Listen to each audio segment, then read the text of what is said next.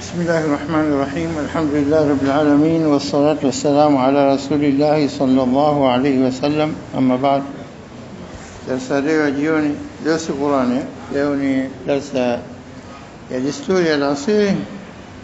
Kwa hiyo leo utasikiza maneno ya wenye hikma, al-hukama, nini wanasema katika hikma zao, wanatufundisha nini.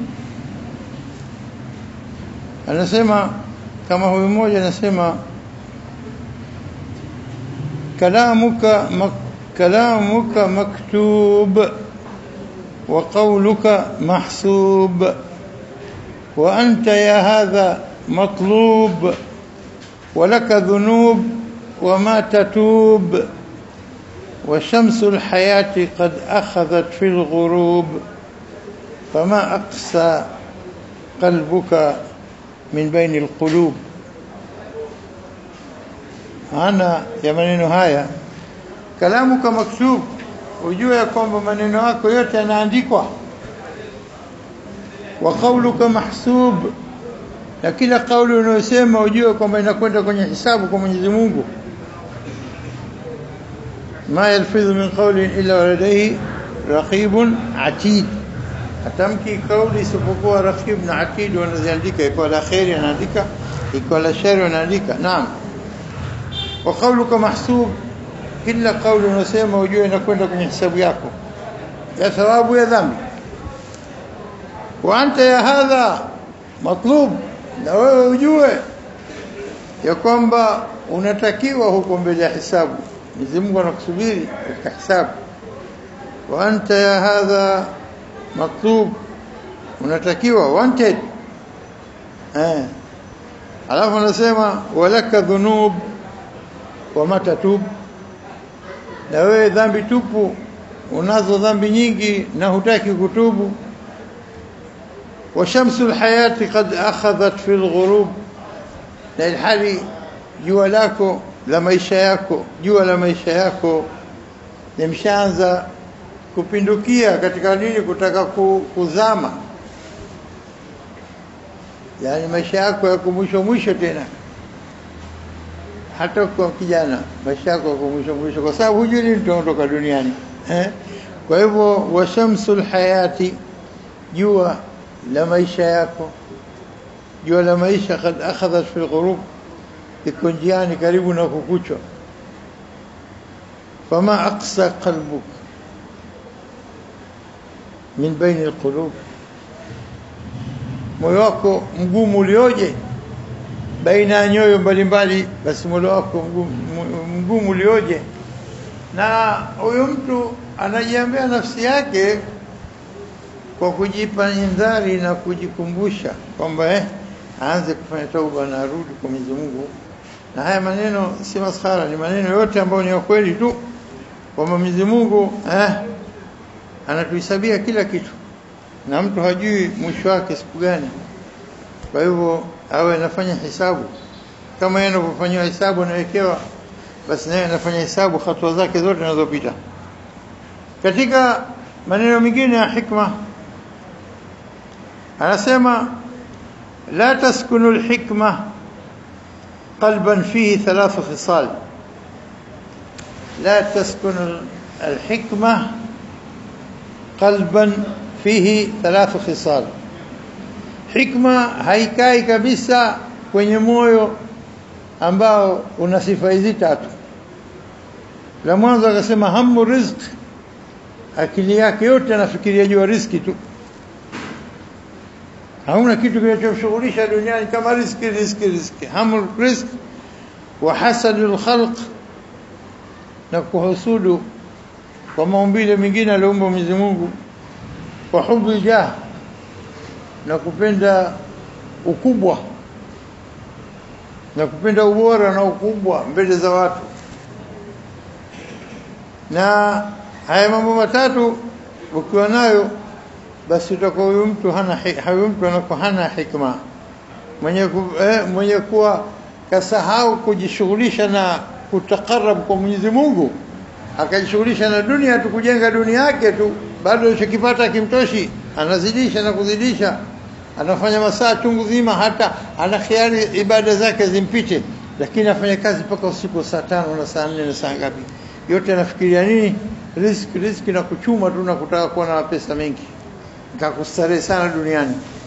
Hamu rizq wa hasadul khalq, tabia ikiwa nazo za kusudu, kila mmoja anamuonea nyingi mwenziwe, anatamani yeye apate kitu alichokuwa na mwenziwe, basi ujue kwamba hikma katika moyo huu haikai kabisa, kwa hubu jah na kupenda ukubwa.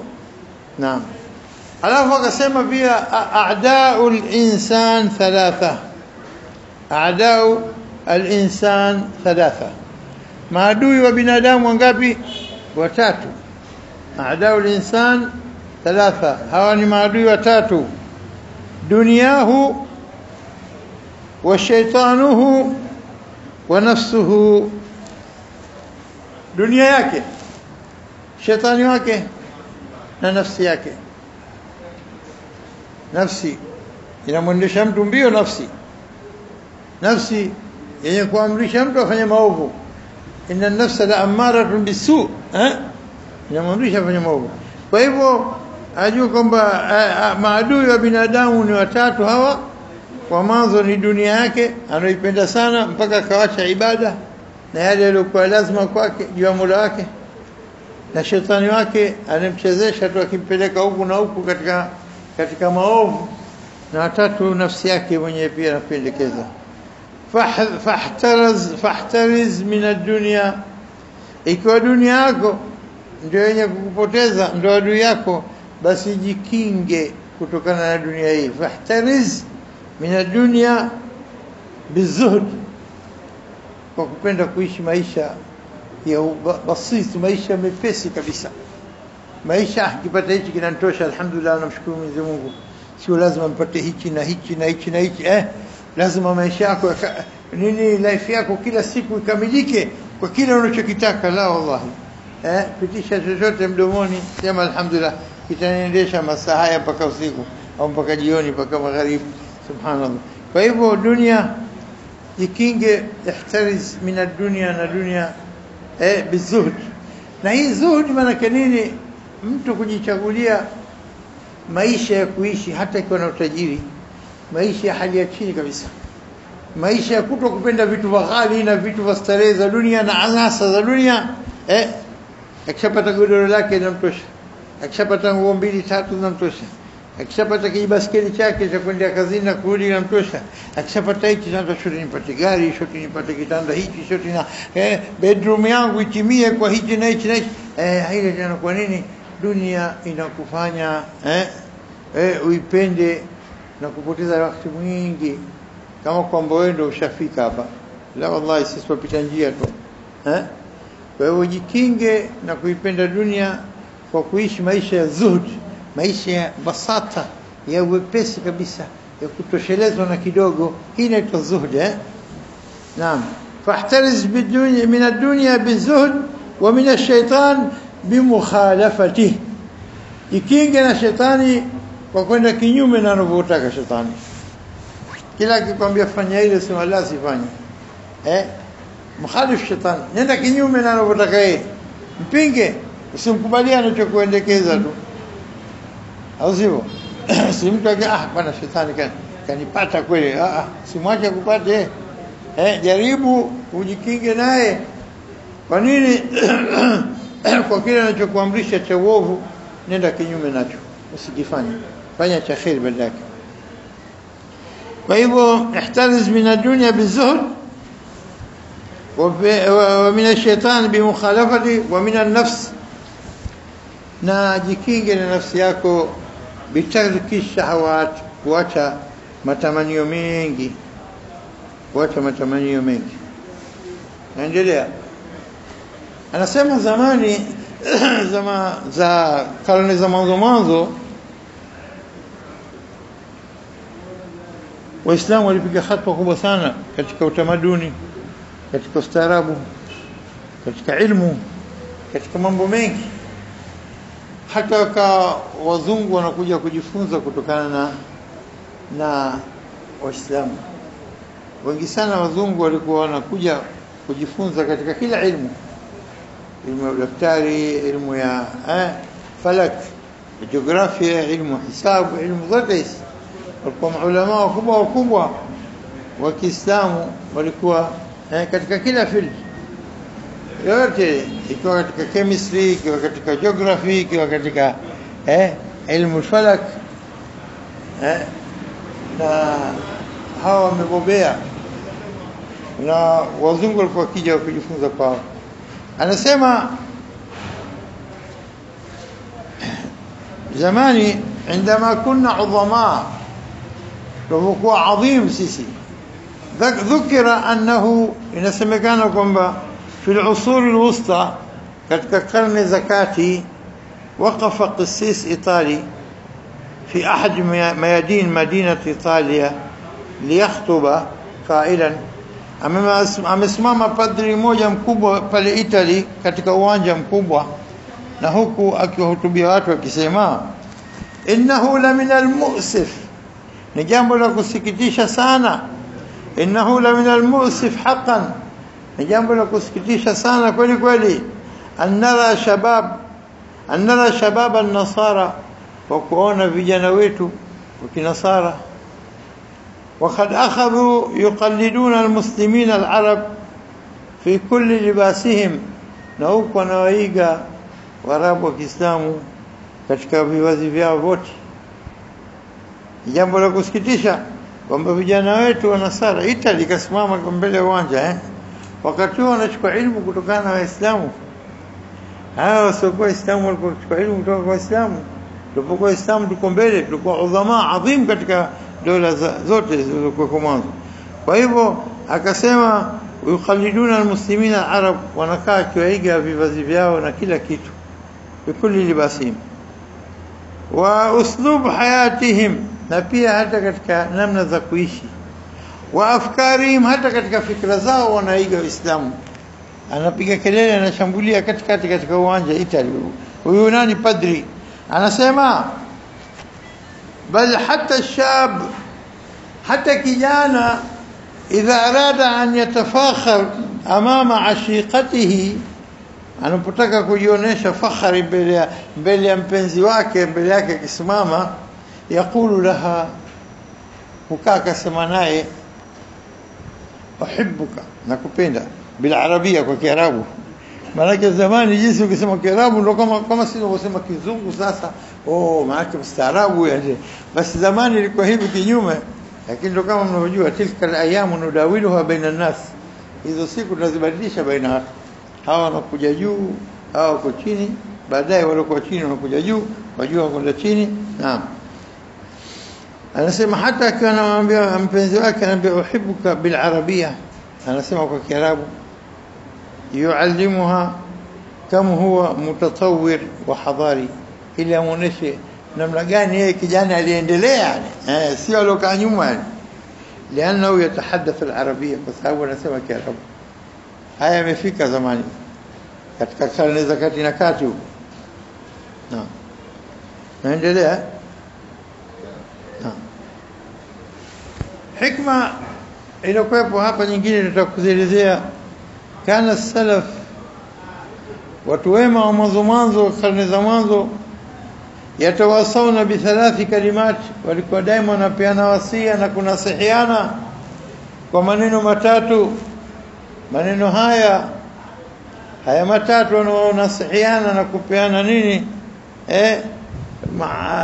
indhari na nasaha. لو وزنت بالذهب لرجحت به, لو nasaha hizi zingelipimwa kwa uzito wa dhahabu, basi hizi nasaha zingelikuwa, nasiha hizi zingelikuwa nini, zingelikuwa nzito kuliko dhahabu, jinsi ilivyokuwa na thamani kubwa sana nasiha hizi. Alula, moja katika nasiha hizi, man aslaha ma bainahu wa bain Allah aslaha Allah ma bainahu wa bain an-nas. Nasiha ya mwanzo, nasihati alula, nasiha ya mwanzo, man aslaha ma bainahu wa bain Allah aslaha Allah ma bainahu wa bain an-nas. Yoyote yule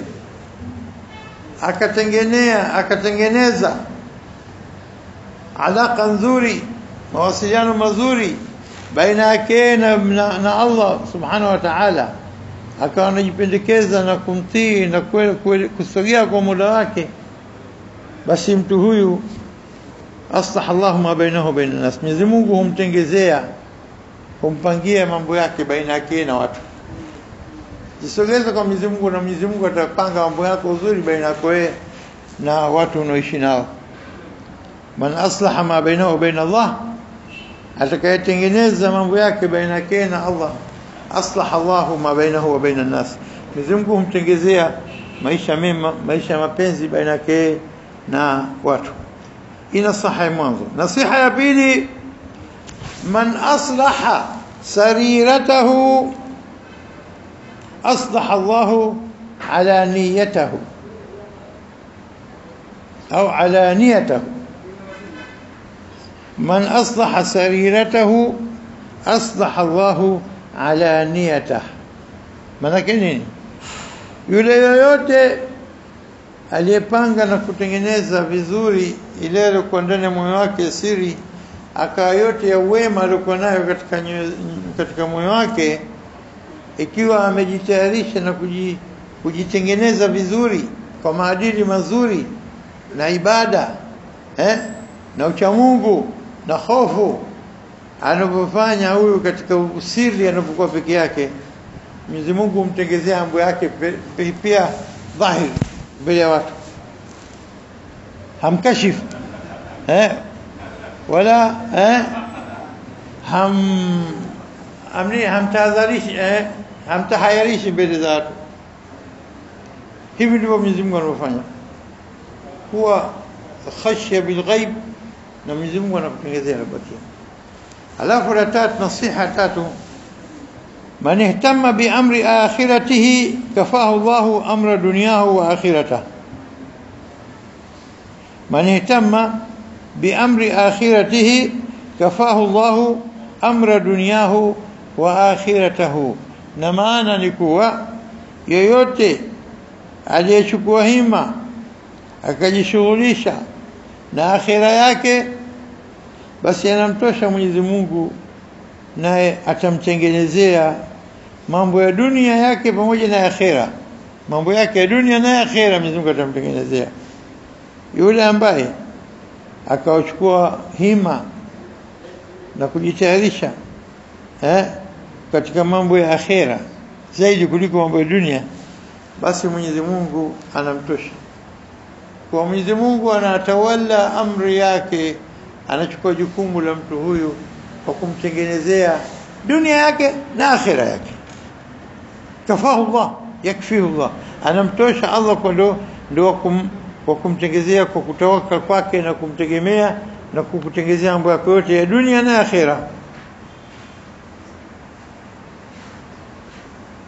Lakini anasema ashaddu anwa'i al-khasara, aina ya khasara iliyokuwa kubwa kabisa atakayopata binadamu, ashaddu anwa'i al-khasara, khasara iliyokuwa kubwa kabisa atakayopata binadamu, an takuna al-jannatu 'arduha as-samawati wal-ard wa la yujadu laka makanan fiha. والعياذ بالله. أن تكون الجنة عرضها السماوات والأرض ولا يوجد لك مكانا فيها. هي ndio أشد أنواع الخسارة. أين خسارة kubwa kabisa ya kwamba janna, pepo, upana wake kama mbingu na ardhi, ukubwa wote huu, na pia ikawa wewe huna hata sehemu ndogo ndani yake, umeondokea patupu. Ukubwa wa janna yote, ardhi samawati wal ardh, ukaambiwa la una eka ngapi 20 au 30, huna chochote, pepo huipati, unaomba moto na kusubiri. Hii ni hasara kubwa, sio hasara. Ashaddu anwa'i al-khasara, hasara kubwa, an takuna al-jannatu 'ardha as-samawati wal ardh wa la yujadu laka makanan fiha. Naam, anasema in lam yakun fi barnamijika al-yawmi, ikiwa haitokuwemo katika programu yako utekelezaji wako wa mambo kadha kadha ya siku nzima, mambo yale kwa siku nzima, lam yakun fi barnamijika al-yawmi, ikiwa mambo haya hayamo katika program yako ya siku, katika mambo yako unayoyatenda, basi hebu niambie utamu gani unao maisha tena? Ikiwa haya matamu hayamo katika maisha yako, utamu gani maisha unao katika maisha yako? Una mambo yenyewe yapi? Anasema mambo haya kama hayatokuwepo katika program yako ya kila siku, vitu unavyotenda, basi huna raha katika maisha. La mwanzo rak'ata dhuha, sala rak'a mbili ya dhuha, nusu saa 3 saa 4. La pili hizbun min al-Qur'an, japo robo au thumuni ya Qur'ani, peji 2-3. Kama hujasoma hata kidogo, hata peji 3 Qur'ani. Wa witrun min al-layl, na ukasali rak'a 3 au 5 katika usiku, shafi wal-witr. Wa kalimatun tayyiba, na ikawa katika program yako hamna maneno mazuri, matusi, uongo, udanganyifu, kusema watu, kutukana. Haniambi haya yote haya yakiwemo katika mdomo wako, lakini kalimatun tayyiba, neno jema halimo, basi hebu niambie ayu ta'am lilhaya baqiya, imebakia utamu gani katika maisha? Na haya yote matamu hayamo katika program yako. Tayyiba, kalimatun tayyiba wa khabi'atun la ya'lamuha illa Allah, na jambo umelificha siri, hakuna anejua ile wewe na Mola wako tu. Basi unafanya jambo iko sadaka, iko jambo la kheri unafanya, hakuna mtu aliyekuona. Ile ndio ya kukutetea, utetezi mkubwa siku ya kiyama. Ile amali isiyojulikana na mtu inatoka nje ya samia, Rabbi alikuwa akifanya, nikimfanyia kaza kaza kaza, wakati watu hamjui wala hamuoni. Maana zamani unasikia bibi anasema mtu anakaa miezi 3-4, mbona hajaletewa riziki? Wakagundua moja katika Al-Bait Zain al-Abidin, kumbe ndio alikuwa akiwapelekea riziki watu hawajajua mpaka alipokufa mwezi wa mwanzo wa pili wa tatu. Mbona siku hizi chakula hakiji nyumbani? Ilikuwa kija watu wakasema pengine Zain al-Abidin ndio alikuwa akiwapelekea bila watu kujua. Usiku wa saa 8 na 7 wanainuka. Halafu baadaye nasikia katika kumosha, inasemekana, sina hakika, katika mabega ameota masuguru, kumbe anatoka usiku mzega bwana, achota maji anawapelekea vizee na wale watu wenye shida usiku wa mwingi, wasionekana tena, ujifunika hivi uso asijulikane kama ndio yeye. Maji mbona siku za tuletewe? Kumbe Zain al-Abidin ameshafariki. Sasa haya ndio mambo kama haya khabia, unaficha mustakhabi baina, katika moyo wako umeficha baina yako na Mola wako. Hata kama kusoma jambo hali yako si nzuri, lakini lazima nisome sura kadha kadha, lazima nisome la ilaha illa Allah 100 au msalie mtume mara 1000 mara 500 mara 200, kwa sababu salatu ala nabii nzuri sana. Idadi yote unaweza kusoma hata zote, mashakili mengi yanakuondokea baadaye kwa kumsalia mtume, kama ilivyokuja katika hadithi, idhan yukfa hammuk, yani shida yako, mahuzuni yako ulikuwa nayo yote yatakuondokea kwa salatu ala nabii ziko nyingi. Kwa hivyo vitu hivi kama huna, fa ayu ta'amun lilhaya baqiya, utamu gani wa maisha umebakia? Subhanallah. Nafikiri natosha kwa leo. Basi tutakwenda mbio katika jambo la mwisho kumalizia.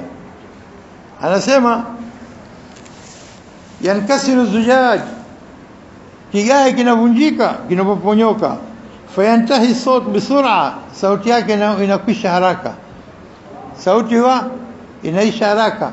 Imekuponyoka kikombe cha kigae, kinavunjika kwa sauti kubwa, lakini sauti inakwisha haraka, sio?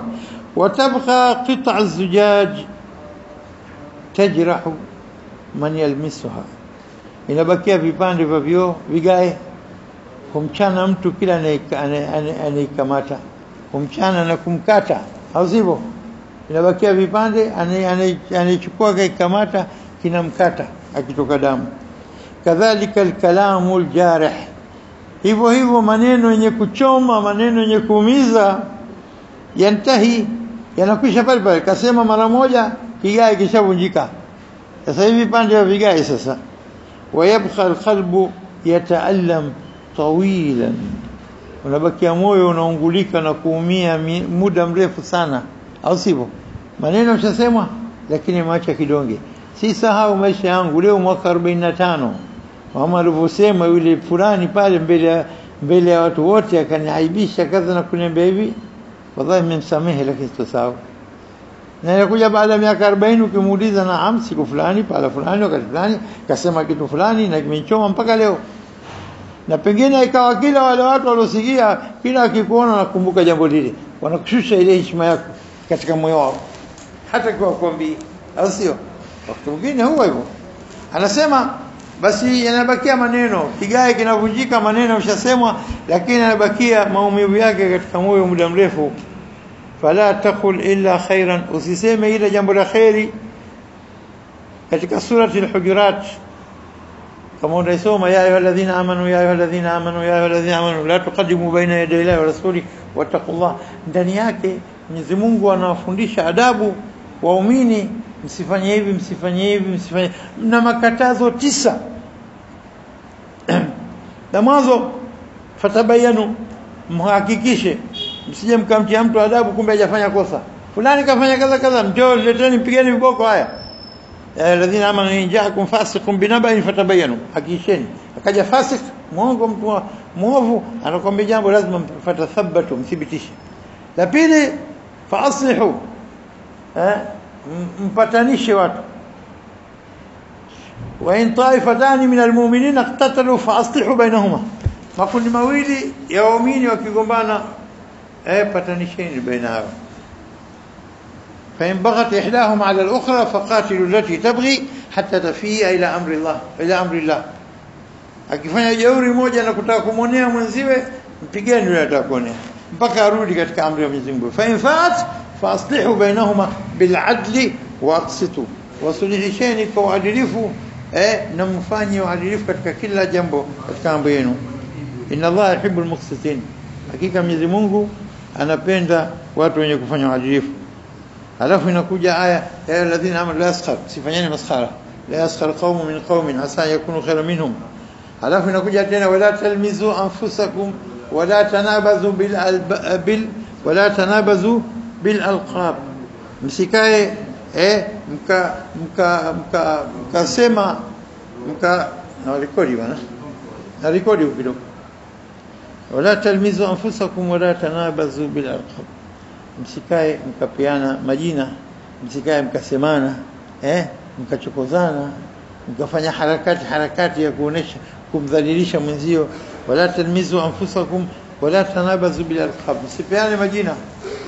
Leo kichukua jina lolote, jina la uchokozi, la utani, la kila aina, chukua jina lolote, Salum fulani, utasikia kila majina, utasikia Saidi Kiguru, Saidi nani, Saidi Punda, Saidi Saidi, maneno mengi. Chukua jina Sale au Salu, tele majina kuchokozana, majina kudhalilishana. Wala tanabazu bil alqab. Alafu ya 7, ijtanibu kathira min adh-dhann, jiepusheni na kudhani sana, msidhani pengine inna ba'd adh-dhann ithm, akdhabu al-hadith adh-dhann, inna adh-dhanna akdhabu al-hadith, ni maneno ya uongo kabisa kuliko yote kumdhani ya mtu jambo. Alafu nyingine, wala tajassasu, msikae mkachunguana, wala yaghtab, msikae mkasemana riba. Haya mambo 9 unayakuta yote katika sura al-Hujurat juzuu 26. وبهذا نكتفي إن شاء الله. هاي لو سيما كوندي صحيح إن شاء الله. هذا والله أعلم. ربنا تقبل منا إنك أنت السميع العليم وتب علينا إنك أنت التواب الرحيم. ربنا آتنا في الدنيا حسنة وفي الآخرة حسنة وقنا عذاب النار. وصلى الله على محمد النبي وعلى آله وصحبه وسلم. الحمد لله رب العالمين.